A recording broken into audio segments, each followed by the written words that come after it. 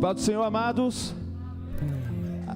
Vamos lá, vamos começar de novo com mais alegria. A paz do Senhor, igreja. Amém. Vamos nos colocar de pé para a gente dar início ao nosso culto insônia do mês de janeiro.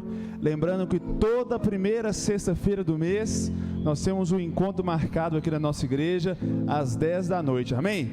Gostaria de pedir o pessoal da equipe de apoio para informar lá atrás, né, na rua, que a gente já está começando o nosso insônia. Feche os seus olhos no seu lugar.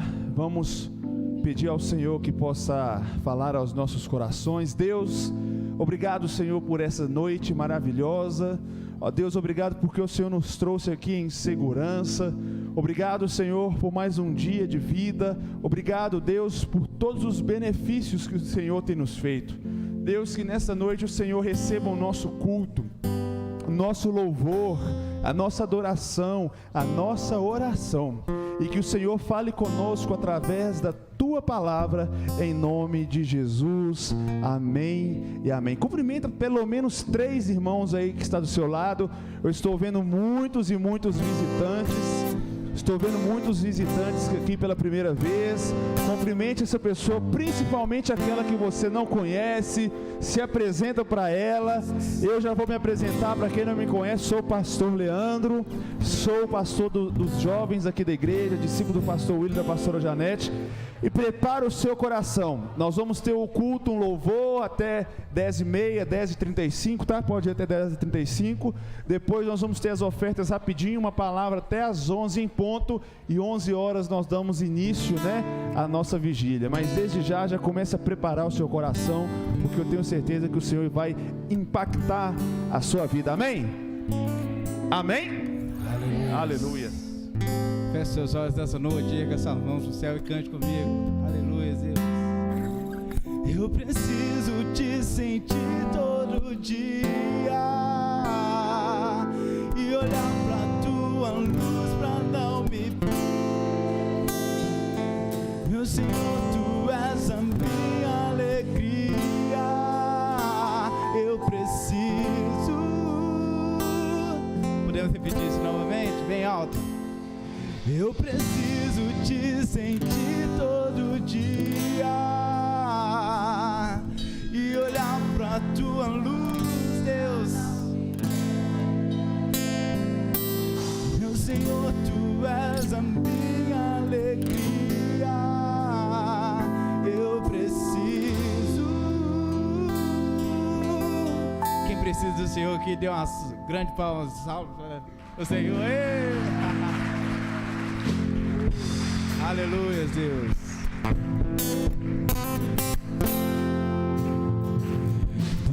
Deus, Pai, amor,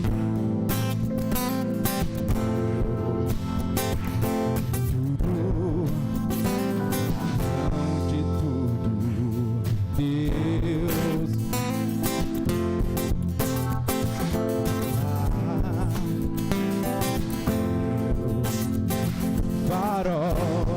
O farol que eu preciso, como eu preciso. Eu preciso te sentir todo dia e olhar pra tua luz pra não me perder. Meu Senhor, tu és a minha alegria. Eu preciso, Deus, a minha vida, fica comigo, sou a sua casa, mora em mim. Deixa eu te dizer, eu preciso do Senhor.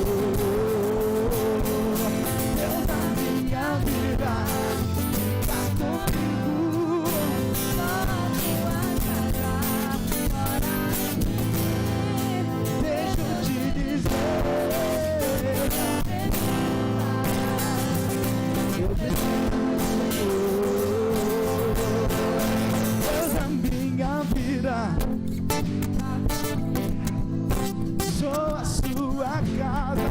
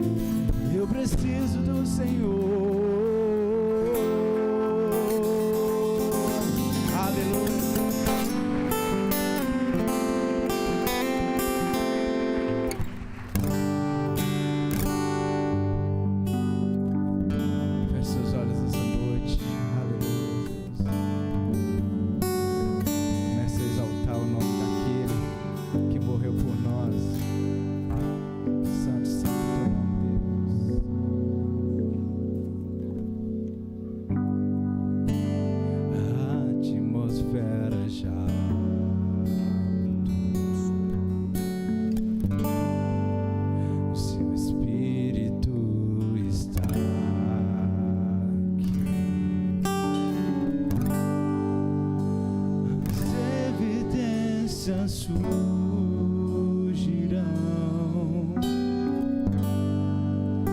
Teu Espírito está aqui. A atmosfera já mudou. O seu Espírito está aqui. As evidências surgirão.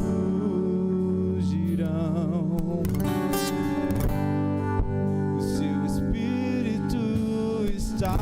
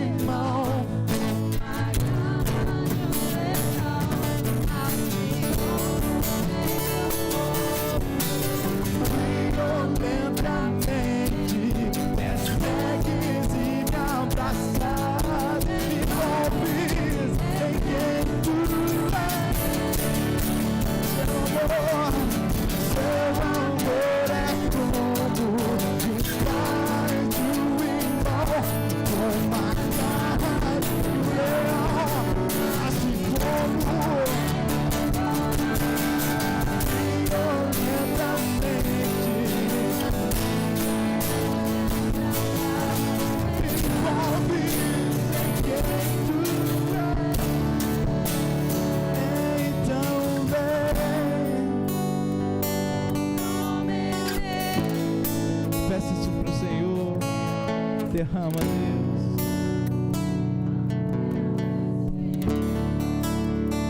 Então vem,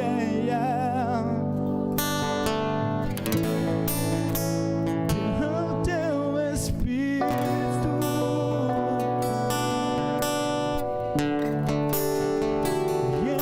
Então vem.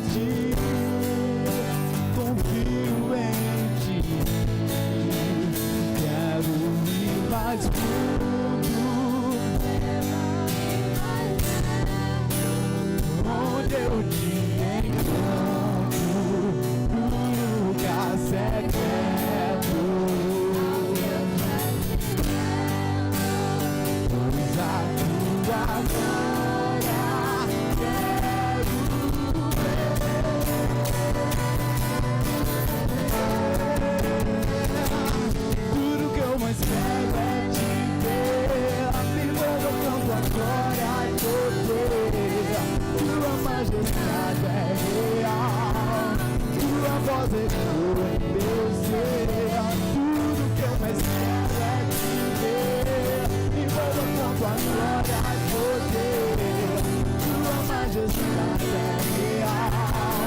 Tua voz é meu ser.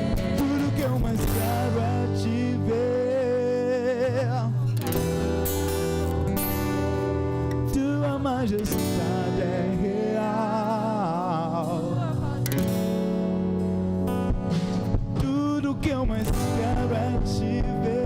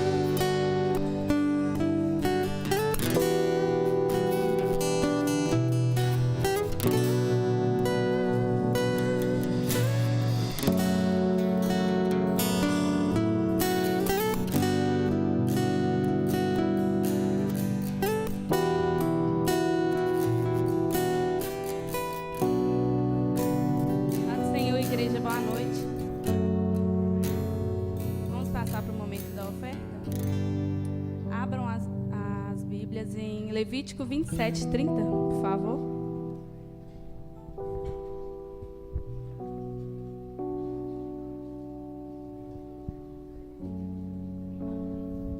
Amém?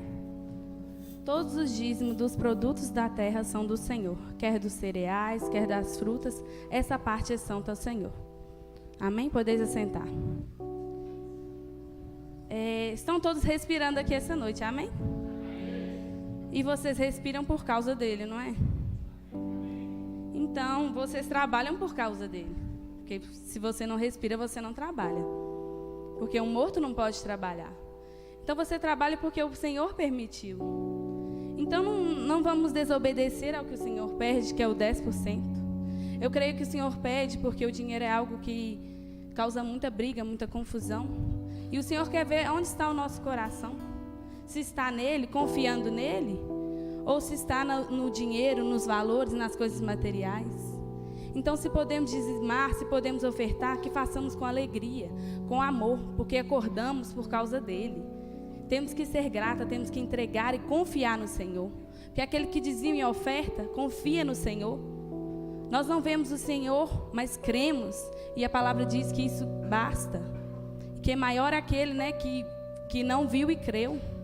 Então, a nossa herança não é aqui, não são nas coisas materiais, não são no dinheiro, não é o nosso trabalho. Eu consegui o meu trabalho, não foi. Foi o Senhor. Foi o Senhor quem conseguiu esse trabalho, porque você acordou, porque Ele permitiu. Então, por que desobedecer? Por que dar ouvido àquele que fala, ai, você dizima, você oferta? Não dê ouvidos ao inimigo. Porque a única coisa que ele inventou foi a mentira para colocar isso, porque o julgamento dele já foi dado. Ele já está preso, não tem jeito, a morte é o fim dele. Vocês querem ir junto com ele ou querem ir para a terra prometida, para onde o Senhor nos mostrou que irá nos colocar? Então, aquele que pode, com alegria, com amor, vem dizimar e ofertar na casa do Senhor, com alegria, amém?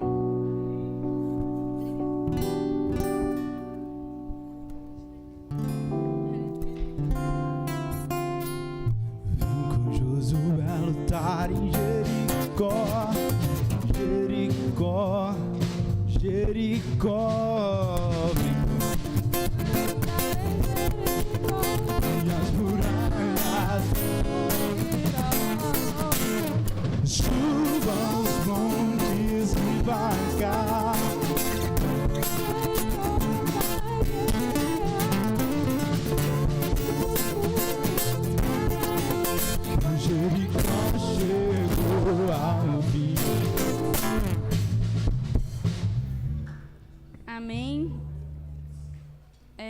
os recados.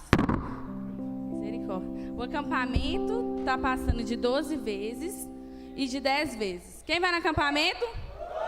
Glória a Deus. Então vamos pagar em nome de Jesus? Amém, igreja? Passa a palavra para o pastor Léo. Se ele vier, a palavra é dele.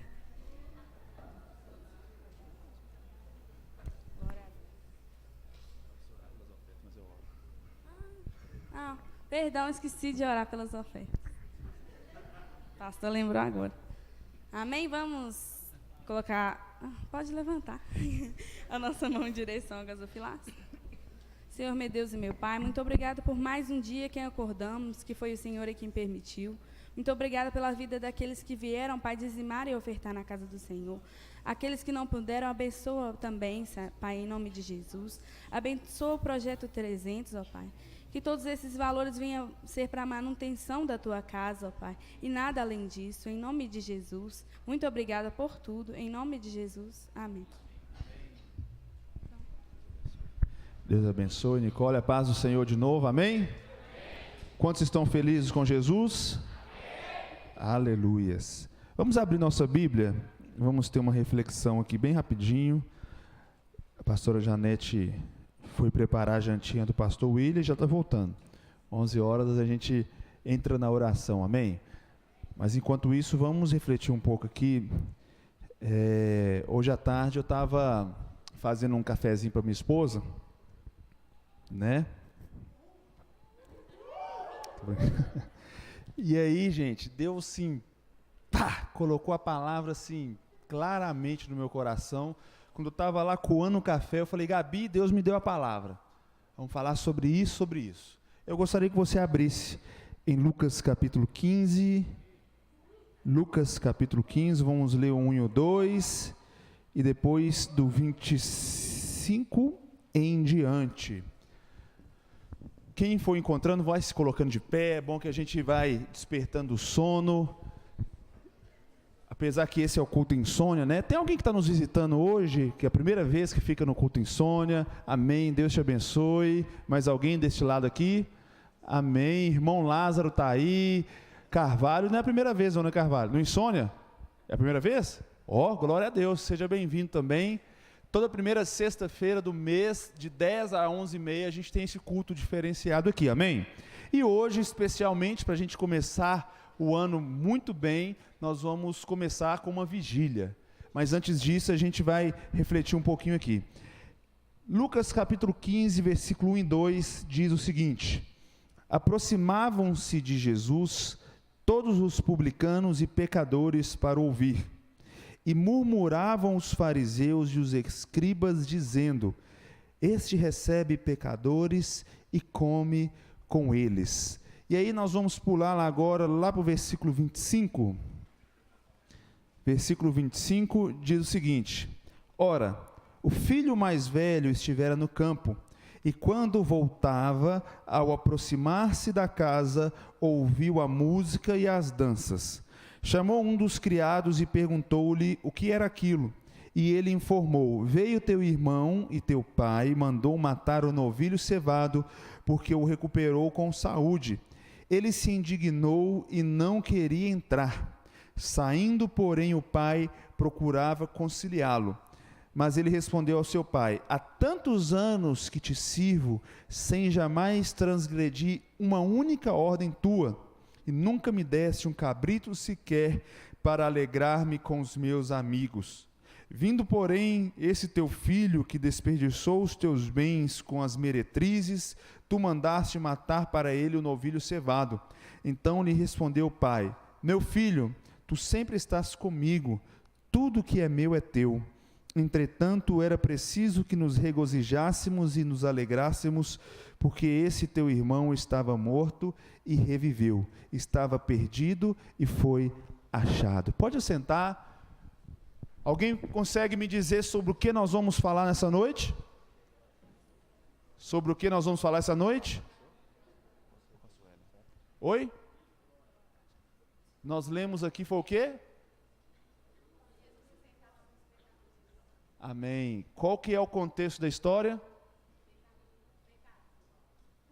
Churrasco? Amados, a história de quem? Filho pródigo. Quantos já ouviram falar sobre a parábola do filho pródigo? Ó, o pessoal do Regina, Deus abençoe, sejam bem-vindos. Para eles, vamos lá. Amém. Então nós vamos falar sobre a parábola do...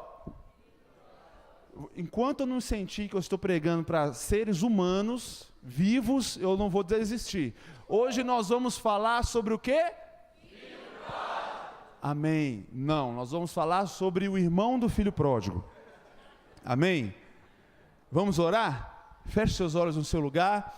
Deus, que o Senhor, através do teu Espírito Santo, venha trazer a revelação da tua palavra, e que essa palavra penetre o mais profundo dos nossos corações, e nos venha trazer vida, em nome de Jesus, amém e amém. Amados, dá um pouquinho de grave no meu microfone, não sei se é só aqui no retorno. Queridos, todos nós, a maioria de nós, conhecemos a parábola do filho pródigo. É interessante que aqui, o versículo 1 e 2, pode deixar acesa essa aqui também? Obrigado. Pastor chato, né? Mas, amém. O versículo 1 e 2 fala o contexto para quem Jesus estava falando e contando esse tipo de parábola. Olha só o que fala: aproximaram de Jesus os publicanos e pecadores para ouvir. Existiam dois tipos de pessoas que estavam ali ouvindo o discurso de Jesus. Quais são os dois tipos de pessoas? Publicanos e pecadores. E aí, na verdade tinha três. Olha só o que fala o versículo 2: e murmuravam os fariseus. Na verdade tinha 4. E os escribas, dizendo: este recebe pecadores e come com eles. Tinham 4 tipos de pessoas reunidas ao redor de Jesus para ouvir os ensinamentos dele. Quais eram os 4 tipos de pessoas? Pecadores, publicanos, fariseus e escribas. Queridos, neste momento vamos desconsiderar os pecadores. Sobrou três tipos de pessoas: escribas, fariseus e publicanos. Os publicanos eram pessoas estimadas pelo governo romano, porém existia um certo preconceito dos judeus para com eles, porque eles eram coletores de impostos. Mas eles eram pessoas que tinham credibilidade, no sentido de, apesar de que muitos deles extorquiam os judeus, extorquiam as pessoas, mas eram pessoas, eram autoridades naquela época. E tirando os publicanos e os pecadores, tinham os fariseus e os escribas, que, resumindo, eram grandes mestres da lei, grandes mestres do judaísmo, ou seja, pessoas religiosas. Amém? Estão acompanhando comigo passo a passo? Sim ou não? Então, 4 tipos de pessoas. 3 eram autoridades religiosas, conceituados, importantes, cheias de currículo, e a outra classe de pessoas eram de pecadores, talvez bêbados, talvez prostitutas, talvez qualquer tipo de pessoas pecadoras. E é interessante que aqui os fariseus, os escribas e os publicanos, eles, principalmente os fariseus e os escribas, eles começavam a murmurar, a criticar Jesus pelo fato dele estar se assentando e comendo junto dos pecadores. Por quê? Porque aqueles religiosos, aqueles mestres, eles achavam que, vamos contextualizar, que a religião que o Deus de Israel era algo que não podia se misturar com os pecadores, não podia se misturar com as pessoas daquela classe. Eles se achavam mais importantes, eles se achavam melhores, eles se achavam superiores, mais capacitados, mais santos, mais próximos de Deus, mais maravilhosos do que os pobres pecadores. E aí Jesus ele começa a ensinar para esses escribas e fariseus a respeito de como funciona a regra no reino de Deus. E aí ele começa aqui com a parábola da ovelha perdida. E aí onde Jesus ele ensina e fala através da parábola que havia um pastor que tinha 100 ovelhas e uma ovelha havia se perdido. Então o pastor ele deixava as 99 e ia atrás das ovelhas que haviam se perdido. Depois ele conta a parábola da dracma perdida, falando da mulher que tinha 10 dracmas, ou seja, 10 moedas, e quando ela perdeu uma dessas dracmas, ela acendia a luz da casa e ela procurava em todos os cantos até achar a dracma perdida. E aí ele finaliza contando a parábola do filho pródigo, onde um pai muito rico vivia numa fazenda, e aí o seu filho mais novo decide, repita comigo, decide largar tudo, pegar a herança do pai e vai para o mundão e gasta tudo. Algo que eu quero já começar a mostrar para vocês. Não sei se vocês percebem uma diferença nessas 3 histórias que Jesus conta, mas eu vou ensinar para vocês, talvez vocês nunca tenham percebido isso. Nas duas primeiras parábolas, o pastor ou a dona da dracma, que simboliza ali o próprio Deus, ele deixa as outras para ir procurar a perdida, sim ou não?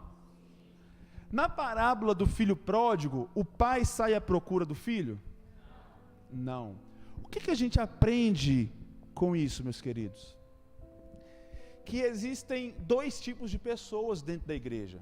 Aqui, Jesus ele está ensinando aqui dentro do contexto religioso, ele está ensinando para fariseus e para escribas. E ele dá uma lapada na cara desse pessoal com esse tipo de ensinamento. Qual que é o ensinamento? Uma ovelha, quando ela se perde, um pecador, como por exemplo Jesus, quando ele sobe lá em Mateus capítulo 9, ele vê uma multidão de pessoas, enxerga aquelas pessoas como ovelhas sem pastores. Aqui Jesus ele está ensinando sobre ir atrás dos perdidos, ir atrás dos pecadores, buscar aqueles que ainda não foram salvos, sobre anunciar o evangelho. Por exemplo, eu sou pastor aqui e vocês são minhas ovelhas. Eu tenho que ter a segurança e a tranquilidade que eu posso descansar com relação a vocês, para eu ir atrás das ovelhas perdidas. Amém? Amém? Mas esse é o primeiro tipo de pessoa, os pecadores, os perdidos, que nós e todos nós aqui que conhecemos o evangelho podemos nos considerar pastores. Nós precisamos ir atrás dos perdidos. Mas existe o segundo tipo de pessoa, que é a pessoa da terceira parábola, que é aquele filho, não é perdido, aquele filho que decide largar tudo que tem na casa do pai e viver a sua própria vida. Vou repetir a pergunta. Deus, né, no papel aqui do pai, ele foi atrás desse filho? Isso quer dizer que ele não amava o filho? Por que não? Como que vocês têm certeza disso? Porque a gente percebe aqui no texto que o pai esperava ansiosamente pelo filho, sim ou não? Que o pai ficou muito triste quando o filho ele partiu, sim ou não? que o pai fez uma mega festa para receber o filho, sim ou não? Mas o pai foi atrás do filho? Não. O que isso quer dizer, queridos? Existem pessoas, lembrando que Jesus ele estava ensinando para religiosos, ou seja, nos dias de hoje para a igreja, existem pessoas, queridos, que decidem trocar a casa de Deus pelo mundo. E, pasmem, talvez você possa interpretar errado, a gente tem um limite para ir atrás dessas pessoas.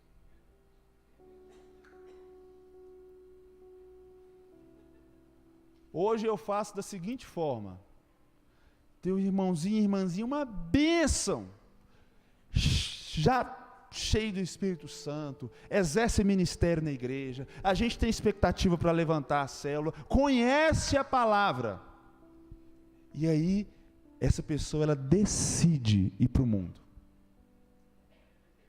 E tem uns que gostam de aparecer para o pastor, para o líder, e falam assim: pastor, acabei de fumar maconha, pastor, acabei de transar. É sério, gente, eu recebo esse tipo de mensagem. E aí, a gente vai atrás. 1, 2, 3 vezes. Na terceira vez eu falo o seguinte: você sabe o que é céu e o que é inferno, o que é certo e o que é errado. Se você escolheu o inferno, vai para o inferno. Sabe por quê, gente? Nós temos o livre-arbítrio. E nós conhecemos a palavra. A gente vai atrás do pecador até as últimas consequências, mas quem conhece a palavra, quem tem o endereço da igreja, tem um limite. Então, irmãozinho que eu já, vários, né? Fiz de tudo. Ai, pastor, você precisa me carregar para a igreja. Eu disse: não, meu filho, minha filha chama Maria Luísa. Você tem um endereço da igreja. A igreja está no mesmo lugar. Se você acha que é importante para você, vai! Se você acha que não, vai para o inferno. Não, pastor, que maldade. Lê lá o que Paulo fala a respeito daqueles que largaram a fé, entrega o corpo a Satanás, para ver se pelo menos a alma ela é salva. Então, queridos, vocês que são os meus jovenzinhos, vocês conhecem a palavra. Antes não conhecesse. Antes não conhecesse. Se você decidir trocar a casa do Pai pela lavagem que o capeta oferece, eu vou atrás de você 3 vezes. Um outro exemplo, aquele jovem rico, guardava todos os mandamentos, mas o coração estava apegado nas riquezas. As riquezas aqui podem representar o mundo, pode representar as festas, os desejos da carne. Aquele jovem abaixou a cabeça e partiu. Jesus saiu correndo atrás dele, não foi? Não. Sabe por quê, queridos? Nós é quem precisamos de Jesus. Jesus, ele diz: quem quiser me seguir, me segue. Quem quiser vir após mim, negue-se a si mesmo, pegue a sua cruz e siga-me. Mas nós somos uma geração tão mimimi, que a gente quer que Jesus fique assim: vem, menina. Jesus, ele não faz isso. Jovem, você sabe o que é pecado. Você sabe que a fornicação é pecado. Você sabe que a masturbação é pecado. Você sabe tudo o que é certo e o que é errado. Se você continua fazendo, vai para o inferno. O problema é seu. O problema é seu. Uma vez eu estava participando de um programa, de uma entrevista na rádio, e falei assim: pastor, você se escandaliza com os homossexuais, os travestis que enfiaram a cruz no ânus? Eu disse: não me escandalizo nenhuma vírgula. Sabe por quê? eles não conhecem, não sabem o que fazem. O que me escandaliza é crente que deve, o outro não paga. O que me escandaliza é crente que sabe que o diabo é o pai da mentira e não para de mentir. Isso que é escândalo. Você não tem que ficar batendo boca com pecador, não. Você tem que ter misericórdia e salvar a vida dele. Agora você tem que olhar para você mesmo, em vez de ficar olhando para a trave que está no olho, em vez de ficar olhando para o cisco que está no olho do irmão, olhar para o seu olho. Porque você conhece a palavra, você conhece a verdade. Quer um exemplo disso? Jesus estava sendo crucificado e ele disse: Pai, perdoa-lhes, eles não sabem o que fazem. Jesus ia brigar com o pecador existe para uma coisa, sabe o quê? Pecar. Agora, qual que é a sua função aqui na terra? Hoje não há mais diferença entre ímpio e pecador, entre ímpio e crente. A gente vai visitar uma escola, a gente fica até com medo de falar que fulano de tal é da sua igreja, porque você não sabe qual que vai ser a reação, se a sua igreja vai ser, se Jesus vai ser glorificado com isso, ou se vai ser envergonhado.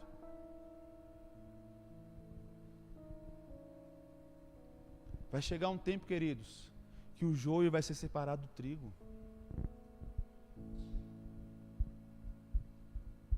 Então aqui a parábola fala do pecador, do perdido, daqueles que a gente precisa ir atrás, amém? Fala do que decide, fala daquele que decide largar tudo, certo? Mas tem a terceira pessoa. Sabe quem é a terceira pessoa? É o irmão do filho pródigo, que é muito perigoso também. É aquele que não larga tudo, é aquele que continua na casa do pai, é aquele que continua fazendo tudo bonitinho, mas, olha só o que aconteceu aqui. Ele estava no campo, e aí ele chega e procura saber, que isso, que festa é essa que está acontecendo? E aí o servo fala assim: seu pai está fazendo uma festa para o seu irmão que voltou. E aí o coração dele fecha. Sabe por quê? Porque ele se achava santo demais.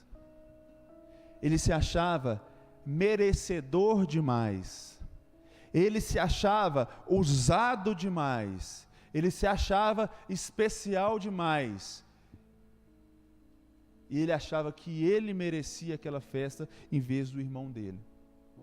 E isso trouxe ira para o coração dele, isso trouxe inveja. E muitas vezes, gente, a gente não faz como o filho pródigo que larga tudo, mas às vezes a gente fica sentadinho na casa do pai, com inveja do outro, a gente fica sentadinho na casa do pai, achando que é santo e procurando o pecado do irmão do lado.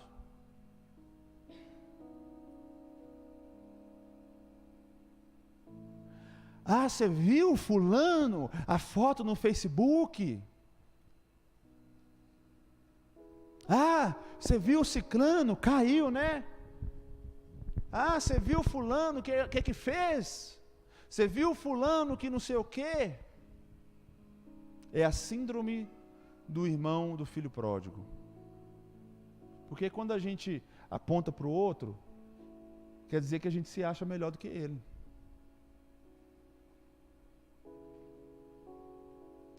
Você ficou sabendo da máxima?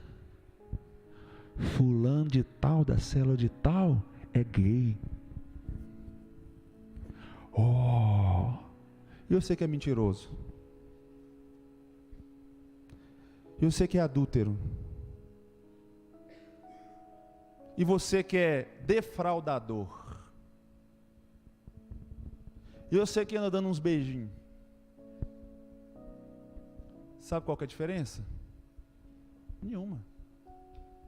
Mas a gente tem os pecados piores, né? Os pecadões cabulosos. É a síndrome do irmão do filho pródigo. Todos nós, queridos, somos nivelados por uma palavra que se chama graça. Somos todos iguais, gente. Todos. Por que a gente gasta tanto tempo preocupado? Se fosse uma preocupação genuína, amorosa, não, a gente fica querendo arrancar os bafão que acontece na igreja, na célula, dos irmãos. E quando a pessoa vem e fala assim, mas na igreja tem isso, gente, na igreja tem de tudo, sabe por quê? A igreja é feita de gente. Existe preconceito dentro da igreja? Existe. E daí? Nós estamos aqui para melhorar. Existe gente chata dentro da igreja? Existe. Existe gente metida dentro da igreja? Existe. Existe gente criminosa dentro da igreja? Existe. Graças a Deus por isso. Porque se todo mundo fosse santo, Jesus já teria voltado. Mas só porque você nunca bateu em alguém, nunca matou, nunca roubou, não te faz mais santo que o outro, não. Outra característica aqui do irmão do filho pródigo. Diz aqui, quer ver? Cadê? Olha só. Ele se indignou e não queria entrar. Interessante que ele saiu de dentro da casa do pai da mesma forma que o filho pródigo. Só que a diferença é que ele ficou mais pertinho, o outro foi mais para longe. E aí diz o versículo 29, mas ele respondeu a seu pai, há tantos anos te sirvo sem jamais transgredir uma ordem sua, e nunca me deste um cabrito sequer para alegrar-me com os meus amigos. Sabe o que isso significa, queridos? É que ele desvalorizou tudo que ele tinha na casa do pai dele. Às vezes ele comia carne de cabrito todo dia. Ele tinha tudo do bom e do melhor. Mas ele não valorizava. Vocês lembram do que a gente pregou na semana passada? Sobre Sansão? Que se acostumou com o Espírito Santo, se acostumou com o poder, se acostumou com a autoridade e acabou caindo. Assim como Davi, que se acostumou com tantas vitórias e na época em que os reis saíam às guerras, ele resolveu descansar e caiu. O irmão do filho pródigo já estava acostumado. A casa do pai para ele já não fazia tanta diferença. Talvez você está aqui hoje à noite, você vem no automático, você já está acostumado, você já não ora mais, você já não jejua mais, você já não tem aquela preocupação em vir para o culto, porque você já se acostumou, e quando a gente se acostuma, a gente começa a banalizar as coisas de Deus, e a gente começa a desvalorizar. As coisas de Deus não passam a não mais fazer diferença. Nós não diferenciamos mais o que é certo e o que é errado.